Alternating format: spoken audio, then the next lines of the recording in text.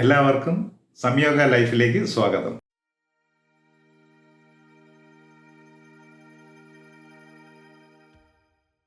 സംയോഗ ലൈഫിൻ്റെ ആസനങ്ങളുടെ ക്ലാസ്സിലേക്കുള്ള ആദ്യ പടിയാണ് ഇന്ന് നമ്മൾ ഇവിടെ കാണിക്കാനായിട്ട് ശ്രമിക്കുന്നത്. അതിൽ ഗർഭസ്ഥാസനം എന്ന് പറയുന്ന ആസനമാണ്. ഏകദേശം 10-18 ആസനങ്ങൾ ഒരു സൈക്ലിക് മൂവ്മെൻ്റായിട്ട് വരുന്നതിൽ ഈ ഗർഭസ്ഥാസനം എന്ന് പറയുന്ന ആദ്യത്തെ ആസനം എങ്ങനെ ചെയ്യണമെന്നുള്ളതിൻ്റെ ഒരു വിവരണമാണ് നമ്മൾ ഇവിടെ കാണിക്കുന്നത്. അപ്പോൾ അത് എങ്ങനെയാണ് ചെയ്യേണ്ടതെന്നുള്ള വിവരങ്ങൾ ഇതിൻ്റെ ഫോട്ടോ കാണിക്കുകയും അതിൻ്റെ എങ്ങനെയൊക്കെയാണ് ചെയ്യേണ്ടതെന്നുള്ള അതിൻ്റെ വിശദീകരിച്ച എങ്ങനെ ചെയ്യണമെന്നുള്ള കാര്യങ്ങളും ഇത് ചെയ്താലുള്ള പ്രയോജനങ്ങളും എല്ലാം വിശദമായിട്ട് അതിനകത്ത് പറയുന്നുണ്ട്. അപ്പോൾ അതുകൊണ്ട് ഇതെല്ലാവരും വേണ്ട രീതിയിൽ ഇത് ശ്രദ്ധിക്കുക.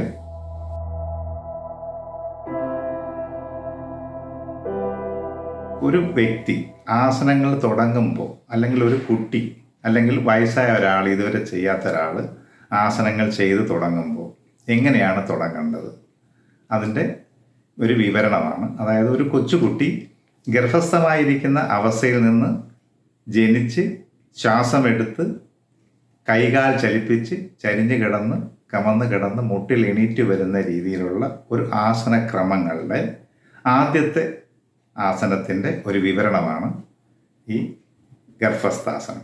ഏറ്റവും എളുപ്പത്തിൽ ഏതവസ്ഥയിലും, എത്ര ചെറിയ കുട്ടിക്കായാലും എത്ര പ്രായമായ ആളിനായാലും ഏത് രോഗാവസ്ഥയിലുള്ള ആളിനായാലും ചെയ്യാൻ കഴിയുന്ന ഒരാസനമാണ് ഗർഭസ്ഥാസനം. ഗർഭസ്ഥാസനം പരിശീലിക്കുന്നതോടുകൂടി അവരുടെ നട്ടെല്ല് ഫ്ലെക്സിബിൾ ആവുകയും അവർ ഒരു ചെറുപ്പകാലത്ത് എങ്ങനെ ആയിരിക്കുന്നോ ആ അവസ്ഥയിലേക്ക് അവർക്ക് വരാൻ വളരെ എളുപ്പത്തിൽ കഴിയുന്ന ആസനമാണ്. ആകെ ഒന്ന് മാത്രം, ഇത് നിത്യേന പരിശീലിക്കണമെന്ന് മാത്രം.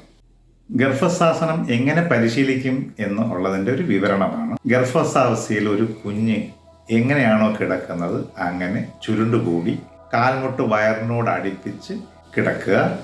തണുപ്പ് കാലങ്ങളിൽ ശരീരം അറിയാതെ ചെയ്തു പോകുന്ന ഒരു രീതിയാണ് ഈ പറഞ്ഞ കാര്യം. ഏറ്റവും കുറഞ്ഞ ഊർജത്തിൽ നിലനിൽക്കാനുള്ള ഒരു മാർഗമാണ് ഇത്. ശൈത്യമേഖലയിൽ പട്ടാളക്കാർക്ക് കിടക്കാൻ നിർദ്ദേശിക്കുന്ന രീതിയാണ്.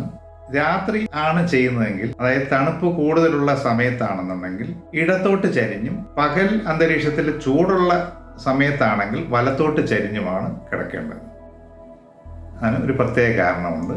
ആ കാരണത്തെക്കുറിച്ച് വേറൊരു എപ്പിസോഡിൽ വിശദമായിട്ട് പറയാം. കൈകൾ മടക്കി നെഞ്ചോട് ചേർത്ത് വെച്ചിട്ട് ബലം ഒഴിവാക്കി അയഞ്ഞ് കിടക്കുക. തലഭാഗം താഴ്ന്നിരിക്കുന്നത് ഒഴിവാക്കാനായിട്ട് ഒരു ടവൽ മടക്കി തല ഉയർത്തി വെക്കുന്ന തലഭാഗത്ത് തയ്യാറാക്കി വെക്കണം. അല്ലെങ്കിൽ കൈപ്പത്തിയുടെ മുകളിൽ തല ഉയർത്തി വെച്ചിരിക്കണം. ഇത് ചെയ്യുന്ന സമയം സാധാരണ ശ്വാസം എടുക്കുകയും വിടുകയും ചെയ്താൽ മതി. ശരീരവും മനസ്സും സ്വസ്ഥമാകുന്നത് വരെ ഇത് തുടരാം. ഇതിൻ്റെ പ്രയോജനങ്ങൾ പ്രധാനമായിട്ടും ഒന്നുകൂടി ശ്രദ്ധിക്കാൻ വേണ്ടി പറയുകയാണ്. ശരീരത്തിൻ്റെ ഉപാപചയ പ്രവർത്തനങ്ങളെല്ലാം മന്ദഗതിയിലാകും. ഏറ്റവും കുറച്ച് ഊർജത്തിൽ ശരീരപ്രവർത്തനങ്ങൾ നടക്കും. ശരീരത്തിൽ നിന്ന് ഏറ്റവും കുറച്ച് ഊർജം നഷ്ടമാകുന്നു. ഉപാപചയ പ്രവർത്തനങ്ങൾ കുറയുകയും ആവശ്യമായ ഊർജം പ്രകൃതിയിൽ നിന്ന് കിട്ടുന്നതിന് സഹായമാകുന്ന രീതിയിൽ ശരീരത്തിലെ സെൽസുകളെല്ലാം വിശ്രാന്തിയിലേക്ക് ആഴുന്നു. ഈ സമയം പ്രപഞ്ച ജീവശക്തി നമ്മളിലേക്ക് എൻ്റർ ചെയ്യും. മടങ്ങിയിരിക്കുന്ന ശരീരഭാഗങ്ങളിൽ നിന്നുള്ള രക്തം അരക്കെട്ട്, വയറ്, നെഞ്ച്, തല എന്നീ ഭാഗങ്ങളിൽ ധാരാളമായി എത്തിച്ചേരുന്നു. അപ്പോൾ ആ ഭാഗത്തുള്ള അവയവങ്ങൾ കൂടുതൽ ബലിഷ്ഠമാകുകയും ചെയ്യും.